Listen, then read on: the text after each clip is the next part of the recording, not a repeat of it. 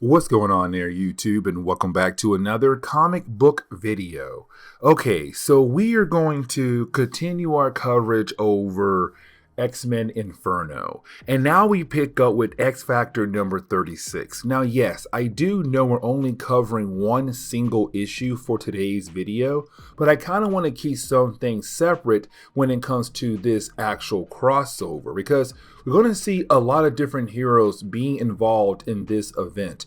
The Avengers, Fantastic Four, Daredevil, Spider-Man, a lot of different things are happening all at once when it comes to X-Men Inferno. Now, when it comes to X Factor number 36, it really does focus more on Beast, but also bringing back the original team together again to help fight against the forces of demons who have entered into Manhattan. Now, getting into the opening pages for today's video, we do pick up with Beast and Iceman going out of their way to protect innocent people who are currently being attacked by different objects that had came to life.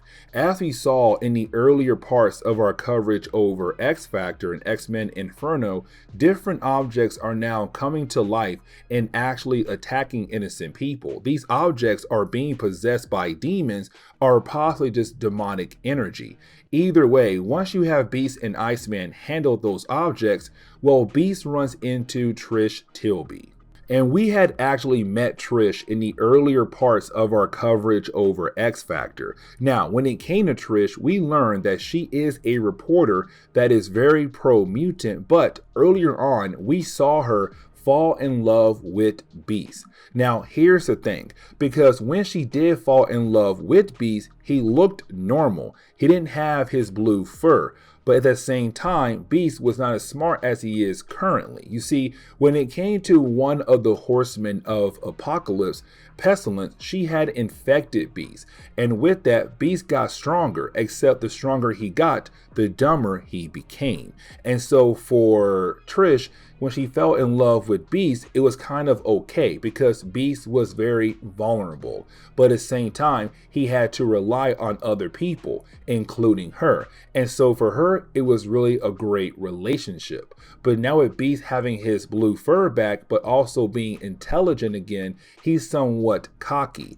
And she does not like that at all. But on top of that, she wants him to be very serious when it comes to different kinds of situations, like currently with him fighting against objects that are trying to kill people. Now, while you have Beast and Iceman walk away because he realized that there's now some kind of bad blood between Beast and also Trish, well, you didn't have Trish and the rest of the people around her get eaten up by a subway train that has also been possessed by some kind of demon. And with that subway train, it heads right back down into the subway tunnels. And so Beast and Iceman now know they have to get on that train to save Trish and the rest of the innocent people. Now, there are some things I should have mentioned when it came to X Factor number 36. Let me explain.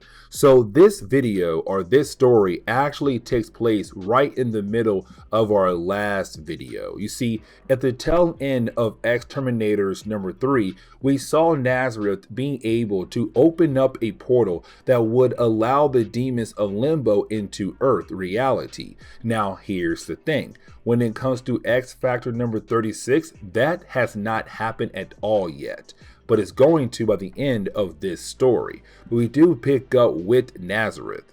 And we do see him kind of telling us that he's using Madeline Pryor as a way to accomplish his goal. Now, his goal is flat out easy to understand. The only thing he wants to do is rule over Limbo, but also rule over the Earth.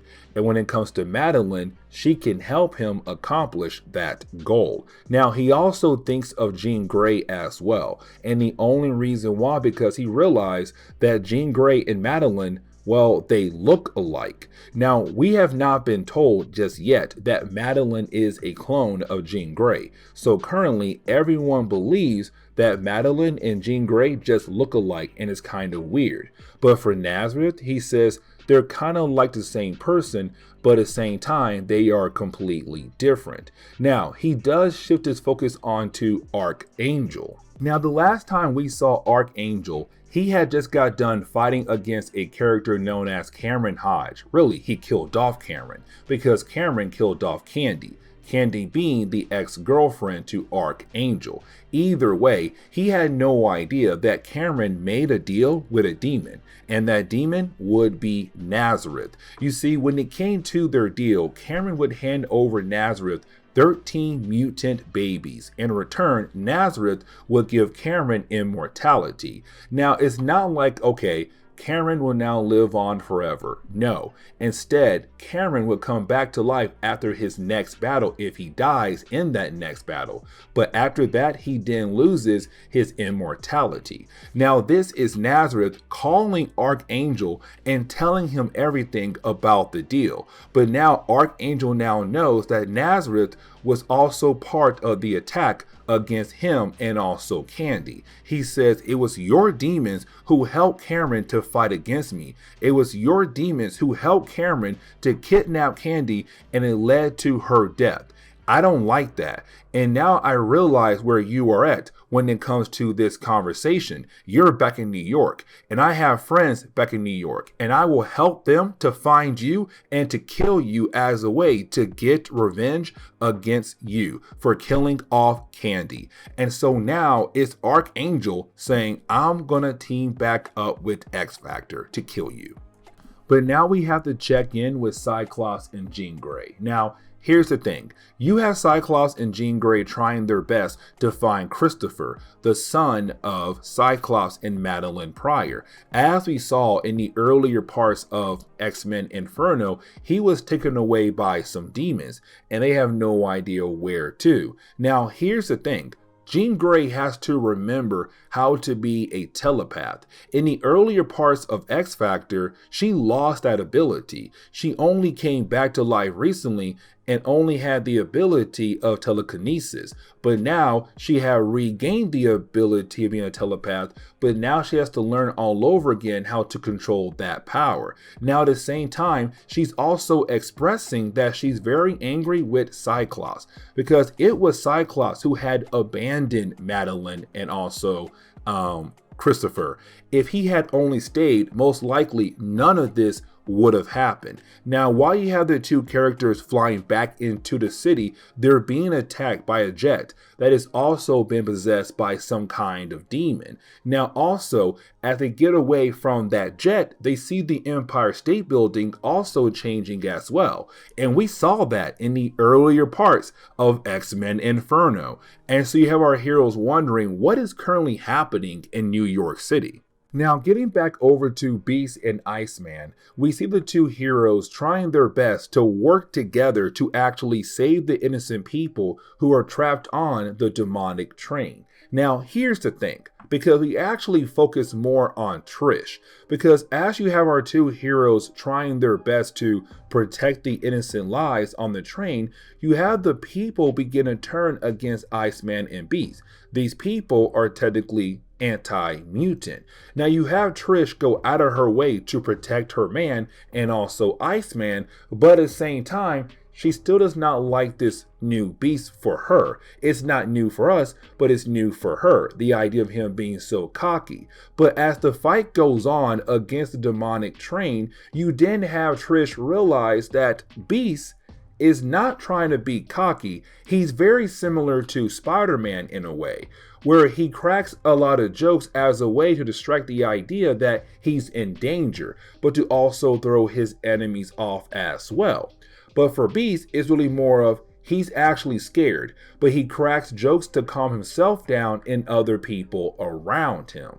And once she realized that this man is actually a good man, somebody she can actually trust and be with, she goes out of her way to help Beast and Iceman take down the train. And after they do that and get all the innocent people to safety, now their next goal is to find the rest of X Factor. And luckily for them, it's not going to be that hard.